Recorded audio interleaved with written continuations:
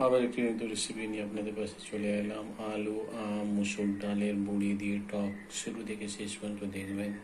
মশলা কষা হয়ে গেছে, দিচ্ছি আলু। আলু সিদ্ধ হয়ে গেছে, দিচ্ছি জল।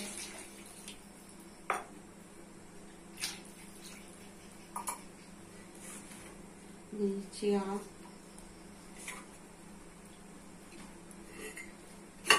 আমগুলো আলু সিদ্ধটা হয়ে যাবে। আম সিদ্ধ হয়ে গেছে, জিরাটা বড়ি দিচ্ছি, ভাজা জিরে গুঁড়ো দিচ্ছি।